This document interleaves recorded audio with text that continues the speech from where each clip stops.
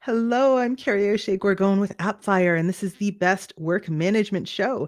Today, we're going to address the question, how do I choose the right key performance indicators for my business team? And to help us answer that question is Christopher Penn, one of the smartest people I know, hands down. He's Chief Data Scientist at Trust Insights. He's an authority on analytics, digital marketing, marketing technology, and AI. So stick around for 10 minutes of really valuable advice. Appfire Presents, the best work management show by Appfire. Thanks for joining us today, Christopher Penn at CS Penn. Thank you for having me.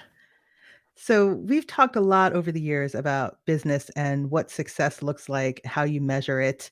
Where do we start? Like, how do we choose the right key performance indicators for a business team? Well, so there's the simple answer and there's a complex answer. The simple answer is, what do you get your bonus for? Right, that's your key performance indicator. And if you don't know what that number is, there's a problem. Right? What does your boss get their bonus for? Again, if you can't measure that, it might be time to update your LinkedIn profile. Well, okay, so that's the short answer, but we have 10 minutes. So let's say you're on like an HR team, a marketing team, a legal team. I mean, software developers, obviously, you understand something, what you're supposed to be doing, what kind of things to look at. But for a business team, it can get a little squishy. That's a technical term. It can, but at the end of the day, so a KPI is one of a set of metrics, right? Other metrics, other quantitative measures exist. And then the hard part for a lot of people is saying, okay, out of this buffet of numbers we have, which one should we be paying the most attention to? And there's a couple of different ways to get at that. The most mathematically sound way to do that is to have some sort of business outcome that has, a quantifiable outcome. Revenue, it could be, maybe it's employee retention rate, maybe it is closed won deals. It really depends on your role within the organization. And then you essentially put a column of that number by as granular as you can make it in a spreadsheet, and then you put in all your other metrics, right? Everything else that is under your purview goes in that spreadsheet. And using statistical and mathematical techniques like regression analysis and decision trees, you mathematically look at every other number alone and in together compared to this outcome that you care about. And you say, which has the strongest mathematical relationship to the outcome we care about? That helps you figure out your KPIs, because these are the numbers that have that relationship. So I work a lot in marketing, particularly in B2B. Marketing qualified leads is the number, right? This is the number we have to generate. And then you have all these other things like emails, open rates, click rates, YouTube followers, Twitter mentions, you name it. And you have this, you have this, all those variables. You put them in that big old spreadsheet. You say, machine learning software of your choice, which of these have the highest statistical correlation to marketing qualified leads? And it may come out with emails sent, and it may come out with number of tweets that have a poop emoji in them, right? And it may come out with a couple of different numbers, but that is then becomes your testing plan to say, okay, I think these are my KPIs. Do I have control over them, right? Because you can't, a number that is important that you have no control over is not a KPI, because your performance can't change it. So you have to have control over it. And then is it something that essentially you can manipulate in some way? So if you say manipulate like it's a bad thing, we're in the business of moving needles one way, the good way. Yeah, we're in the business of trying to get things done. So let's say it is maybe number of emails sent on Tuesdays. That could very well be one of the contributing factors. And if that's the case, then you say, okay, if I know that's the number, if I double the number of emails sent on Tuesdays, do I see a corresponding doubling of my KPI? Right? That's that. So the first part is to do the mathematical analysis to build a hypothesis. And then the second part is to test the hypothesis by changing the inputs that you presumably have control over and see if the KPI comes out. You don't just choose and leave it, like you choose and then test it.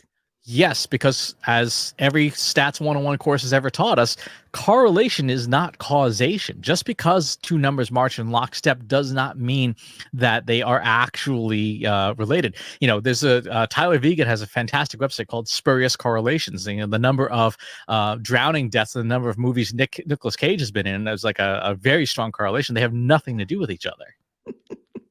I did see once a long time ago that Demi Moore's movies she did with short hair outperformed the ones she did with long hair. And I feel like there was definitely some causation there. But I see what you're saying. So select your KPIs, set up your hypothesis, and then you test it. And then you test them. Now, granted, there are going to be some instances where that might not be possible, right? If you are working in HR and employee retention is your key outcome, you might not be able to test certain things to see, like, yeah, does this reduce retention? Does it make people quit or not? Exactly. So in those cases, you would do a different type of statistical testing as their second half, called the technical name is propensity score modeling. What it really is retroactive A/B testing. So you look at a period of time where you've made a change, and then you look to see, okay, compared to other similar periods of time, did the KPI change one way or the other? Okay. So that way, instead of testing in advance, you're looking backwards to test it. Exactly. Because, there are some things like you couldn't test, for example, an employee benefit to just a certain percentage of the employees if it was like a mission critical benefit. Like, hey, we're not going to offer healthcare to half our employees. Like that that won't fly. I mean, I'm pretty sure what happened.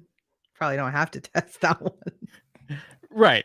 And that's the third part, I guess the unspoken part, which is all of the mathematics are great, but if something doesn't pass a common sense test, then obviously you know that you something's probably gone wrong in your data itself, right? Yeah. Again, it's the silly thing. Like if only tweets with poop emojis do well, you might have done something wrong in your data, or you've just got a really weird correlation, and you probably don't need to test that.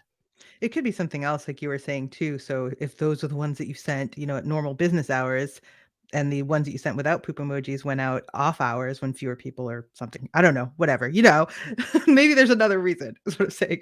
But you're talking about Exactly. a lot of math here, and it's a little scary for some people, probably not for developers. It's a little scary for me. So for business teams who can't custom code their own thing to run math things, what do you recommend?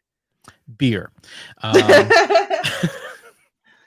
And I mean this in the sense of, if your organization has these capabilities in another department, which is the case, particularly mid-market and enterprise companies, bring some beer down to that department on a Friday, get together with those teams and do some cross-team collaboration to say, like, hey, this is a thing we're interested in. Is it something that you folks could build or help us build? Or do you know of a vendor or an agency or a contractor that could build this kind of model? Because these things, they certainly do exist. All the consulting firms do stuff very similar to this. But you might have that talent internally within your organization. So it doesn't have to be beer. It could be the beverage or the food of your choice, whatever your internal teams prefer. Muffin basket. Whatever. Muffin basket, flowers, other allergens,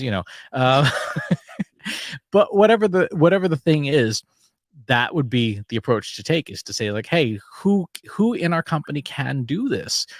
Because in every larger client that we've worked with, there's been a data science team or an AI team or a dev team that, for them, it's like, oh, that's kind of cool. That's kind of interesting. Maybe we could build this and it becomes part of our secret sauce. And, obviously for that team, it reinforces their value to the company as well, to say, like, yeah, we can build an internal model of what's working. And the maintenance of that model then becomes a mission critical business imperative for that team. So the squeaky wheel gets the grease, is what you're saying. Yeah, I suppose, or the beer. The beer. So when you're going to a new company and you need to help them figure out what's strategically important before the math, what's the step before the math? Make sure. The step before the math is something that my business partner and CEO Katie Robert talks about, which is the 5 Ps. Purpose. What is the purpose that you're trying to fulfill? What is the overall thing you're trying to accomplish? With KPIs, it's what performance you're trying to measure, like what outcome you're trying to measure. Why are you measuring it? Is there a logical reason? We had one client a long time ago who his KPI was number of Twitter followers. He was really, really, really hell-bent on having more Twitter followers than a competing company CEO. Cool. I mean, that was his purpose. The next step is to look at the people, who's involved, what kind of people do you have, what skills do they have, and can you bring them to bear? If they don't, what kind of agencies and partners do you have? Your third part is, what is the process for which you currently gather and analyze data? And are there things you can reuse? Are there gaps that are just, you need to fill somehow? Then you get to the platform. That's when you get to all the math and stuff. So that purpose, that people, and that process comes before the math. And if you don't do that part, then you can run into issues. For more information or to hire Chris and his team, go to trustinsights.ai. For more episodes of the Best Work Management Show, check out hub.appfire.com. Thanks for joining, Chris. Thank you for having me.